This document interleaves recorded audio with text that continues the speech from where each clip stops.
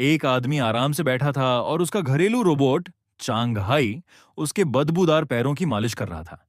लेकिन उसे क्या पता था कि सूंघने की क्षमता खो चुका यह रोबोट टीवी पर चल रहे खून खराबे वाले दृश्यों से गहराई से प्रभावित हो चुका है।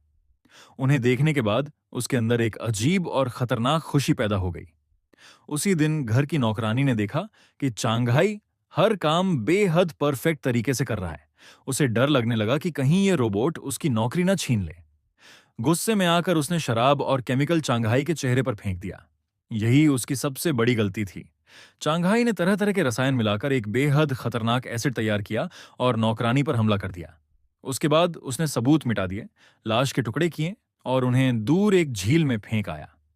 जब मालिक घर लौटा तो चांगहाई ने नकली इस्तीफे का पत्र दिखाकर बताया कि नौकरानी किसी जरूरी काम से चली गई है।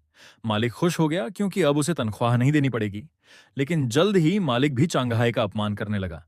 एक दिन सबके सामने उसे बेकार और कचरा कह दिया। यह बात चांगहाई के दिमाग में बैठ गई। रात होते ही उसने मालिक और उसकी पत्नी को मारने की योजना बना ली। इसके बाद पूरे परिवार पर मौत का साया मंडराने लगा। चांगहाई एक एक करके उन लोगों को निशाना बनाने लगा जिन्होंने उसका अपमान किया था। परिवार ने कई बार उसे नष्ट करने की कोशिश की, लेकिन हर बार वह वापस लौट आया।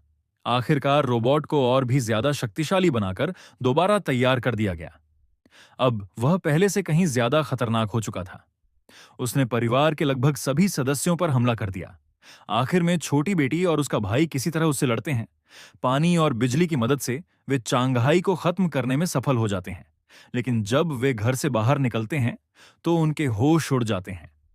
सड़क पर चारों तरफ चांगहाई जैसे अनगिनत रोबोट खड़े थे और तभी उनमें से एक धीरे धीरे अपनी बंदूक उठाता है। क्या चांगहाई सच में खत्म हुआ था या यह तो सिर्फ शुरुआत थी?